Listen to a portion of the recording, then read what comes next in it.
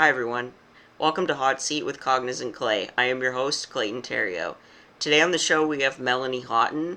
Melanie is a member of the women's national wheelchair basketball team for Canada. She has won gold medals at several world championships and even represented Canada in a few Olympics. I hope you guys enjoy it. Hi. Hi, how's it going, Mel?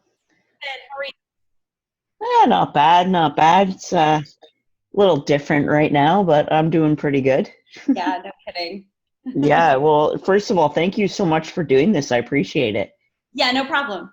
Yeah, I figured you'd be all for it, so Yeah, definitely. And we go back to Blake Walk, so exactly. cool to see you again for sure. Yeah, Well, first of all, how are you doing during all this quarantine? I'm doing okay. I honestly I try to take the perspective of like I can't complain too much because I know other people are going through a lot worse than what I'm experiencing. So I'm just trying to live in the moment and just, control what I can control, and things that I can't control, I just have to let go of.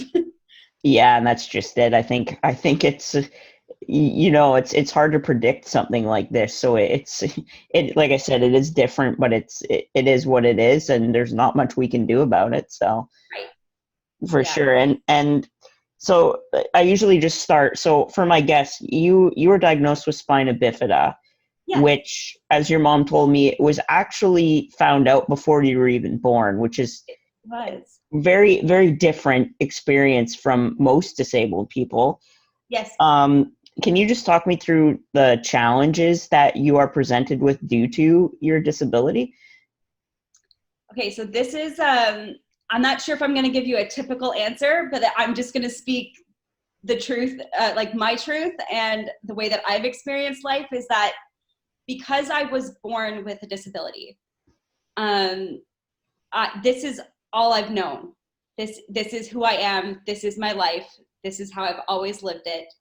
And yes, there is quote unquote challenges that everybody will face in some form, regardless of disability or not. um, but I think that because I was born with spina bifida and I've just lived my life with spina bifida, that the the things that you have to adapt to, or the challenges that you may face, I just feel that I just learned at a really young age that this world is not built for people like me necessarily, and that challenges it's like we're built, like our mind is like built from day one to just learn how to adapt to them and Right. figure out a different way of doing something.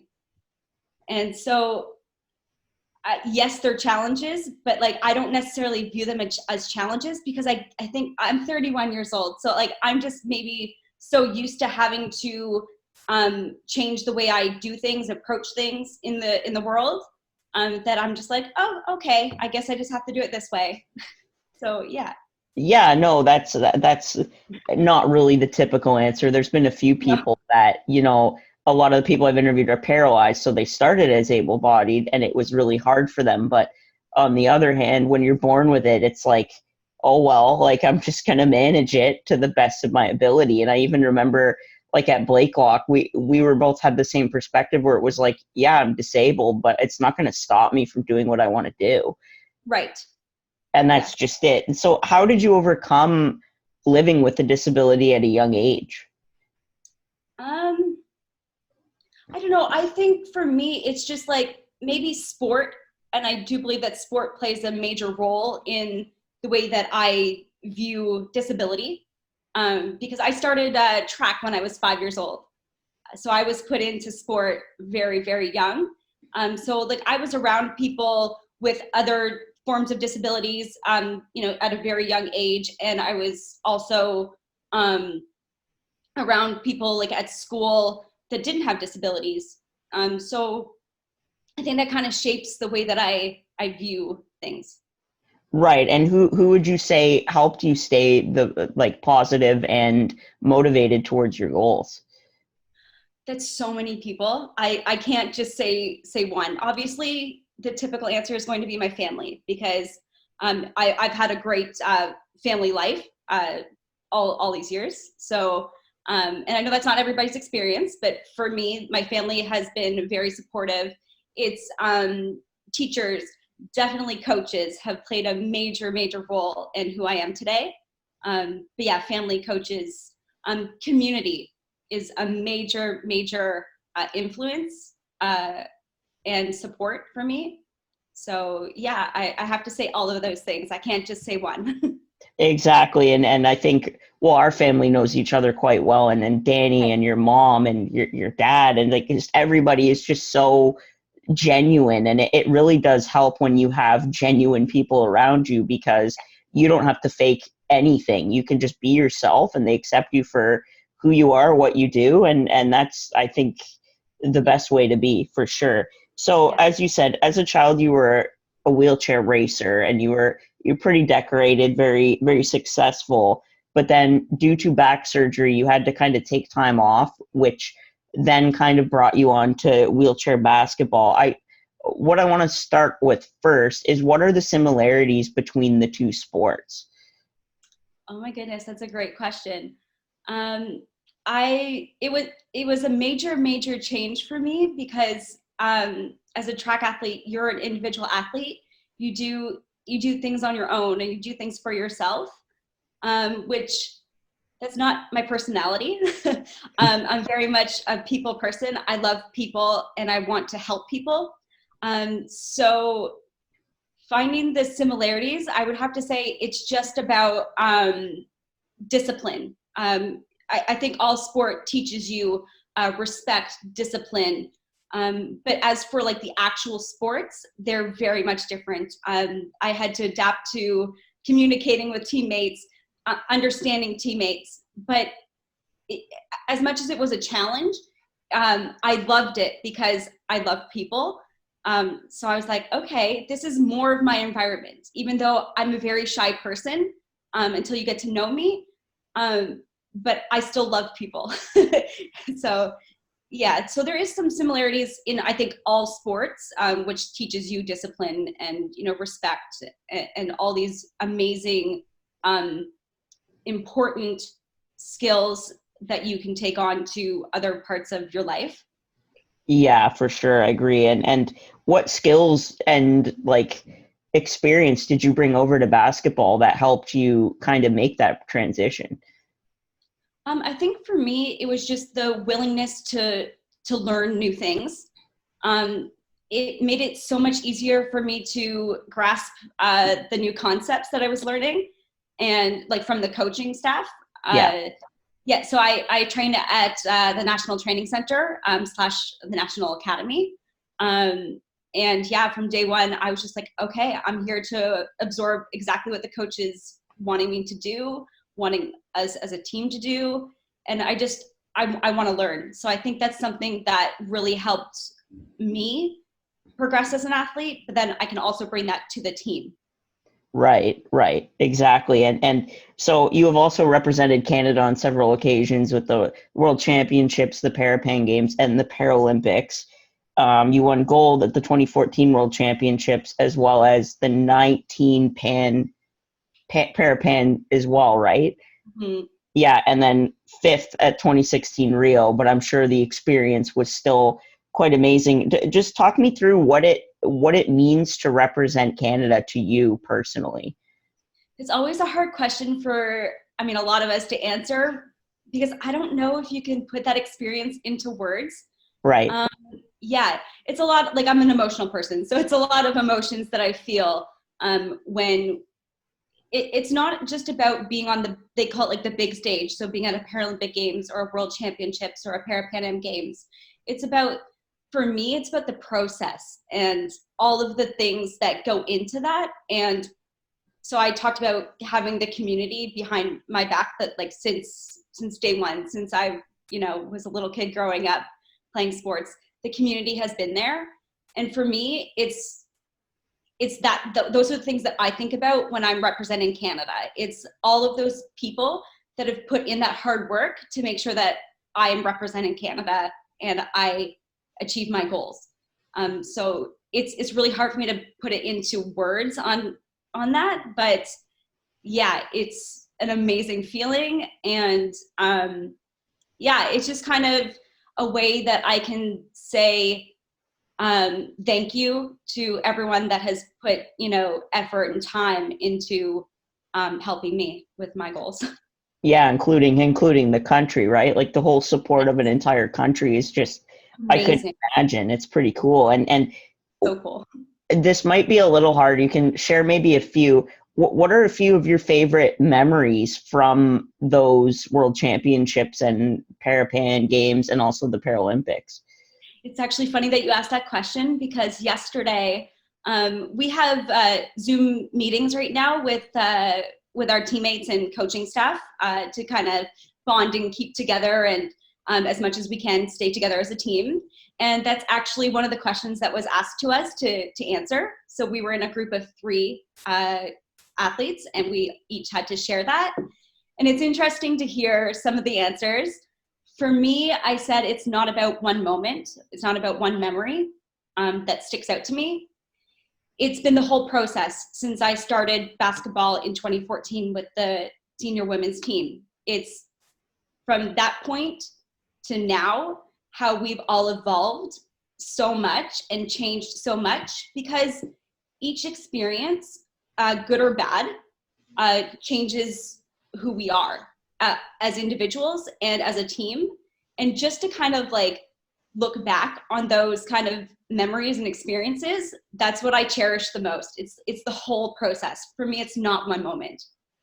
Right, and it's like you say, the training, the team bonding, the playing the game itself, and even if you don't medal, it's like obviously you're there to win, but it's like this is so cool, and you kind of cherish it forever, because, and I think that's really cool that they do the Zoom meetings, because right now it's like I'm so grateful for the technology, because like I wanted to start my blog and I was going through the process, and then COVID hit, and I was like, well, this is kind of a blessing in disguise, because I can get all these people to talk to, like yourself, and it's been a really cool experience. So thanks for sharing that, because that's really cool. Oh, yeah, no, absolutely. Yeah. So I have a little segment here called Rapid Fire that I do with my guests, where I ask random questions. Uh-oh. Just add a bit of fun in there. Don't worry, you don't have to be super quick. Most people are like, That's gonna be me. Yeah. That's fine. That's So okay. who would be your favorite Canadian? Favorite Canadian? Mike, you're not going to know who this is, but Mike Frogley. Mike Frogley is the National Academy coach, and he's the one that kind of helped me get to where I am today. Awesome. Yeah, maybe I'll reach out to him. That would be a cool interview. Yeah, he's amazing. What is your favorite thing to eat? I would have to say sushi.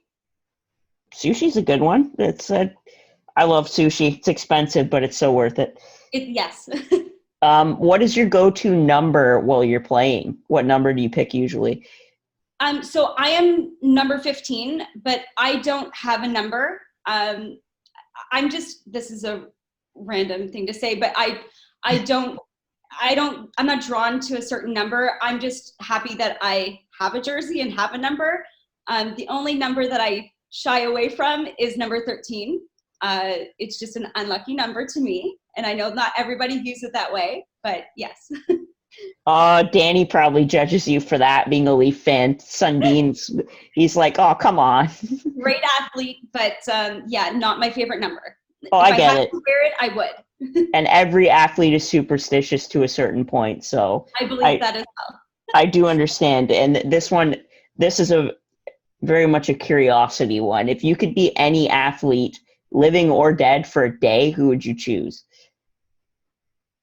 I'm going to say my own teammate, Cindy Ouellette. I love the way that she views the game, and I want to experience the way that she experiences the game. Awesome. I like that. So you have a love for fashion, which I read in your bio there. What's your go-to item of clothing or accessory that you like to buy or show off, so to speak? I love to wear dresses. not necessarily to show it off, but that's what I feel comfortable in. That feels like me. That's who I am. I'd like to present myself in a nice dress. Yeah. Yeah, exactly. You're like a man in a suit, right? It's Yes, you feel good about yourself, so that's always good. So absolutely. just back into the questions here a little bit. What charities or advocacy groups do you support? I'm not sure if I necessarily, I'm not sure what you mean by like support them. I'm not in a financial situation to support that way, but I don't believe that you have to give money to support or represent a charity or organization. So I mean, there's so many, but like I support LGBTQ plus. I'm not saying that I'm giving any kind of money or anything, Right. but that's something that I am very much in support of. Yeah. Yeah, that's definitely a good one, and it falls under inclusivity. Like Does. my main thing is disability awareness, but inclusivity is a very close second. Whether Yes. it's depression, whether it's gay rights, or the trans rights, whatever it is, it's inclusive, and I think that is charity in itself. I Is just agree. supporting people. That's And exactly. That's why it's hard for me yeah, to choose a specific organization or charity because I think everything matters. And I think that we should be trying to support everybody and their individual needs. yeah, and I think Paralympics in general too is definitely would obviously be one you are a part of. So you definitely support everything in that, and that's a big one. Is the adaptive sports are really dear to my heart because it's so cool the technology now that's involved, and the coverage of Paralympics and all that is getting better and better every time. And Mhm. I think it's really starting to take off, which is It kind is. of a shame that it got canceled this year because Yes. I was looking forward to it. And so obviously during this time, it's a little hard to keep up the disability awareness and keep, raising the awareness for charities and advocacy groups. How do you think people can keep raising the awareness for the disabled community while we're all kind of stuck at home and whatnot? But I think it's just like what you're doing. I think that reaching out to people and getting the words, like the word out there, interviewing a variety of different people in different, situations. Yeah, I think that is honestly, in my opinion, the best way to be able to get the word out there for sure. Definitely. And just as like what I wanted to know too is about the sporting. What's next for you and like what you're trying to accomplish? Like, what's the next event or major thing? I know it's probably hard with COVID right now, but what's next? So next will be the rescheduled Paralympic Games. So I had a shoulder surgery back in October. So Yeah, I'm technically still recovering from it. I haven't been in a full-time training environment in over a year. So for me, it's focusing on getting back to full-time training, which I'm training right now, but it's a little different because of the current situation. But yeah, our next major tournament would be the rescheduled Paralympic Games in Tokyo. awesome. Well, it's almost you know taking positives out of situation. It's almost a good thing that it got rescheduled because that gives you the extra year to get ready because it's Danny was telling me about the surgery and he said like he mentioned that you're very stubborn when it comes to your training, so it was really hard for you to be stuck without training. So I think all the best to you because I hope it goes well. It's a shame that it got rescheduled, but like I said, it's almost good for you in a way. Yeah, it's kind of been a blessing in disguise for me, to be honest. But I try to also step back and realize, like, yes, this is it's amazing decision for me, but for my teammates that had been training this past year and went to Peru and won a gold medal and was so pumped after that and was so ready just to compete in Tokyo. I feel for them. I do. Yeah. Yeah. And I was hoping to go to Tokyo as well. I was hoping to recover on time and be back in training. But yeah, so at the same time, like this is great for me, but I also understand like this is very tough on a lot of people. Definitely. And I think it's good to have that empathy, because it is being an athlete in general is hard, let alone when a huge barrier gets put in your way, for sure. Well, that's about all I have for you, Melanie. Thanks again for doing this and helping me raise the awareness. It's a lot of fun. Yeah, no, if I can help you out in any way, just let me know. I would love to. For sure. And I'll send a link out when it's posted. Perfect. Okay, take care. All right, you too. Have a good one. All right, thank you. Bye.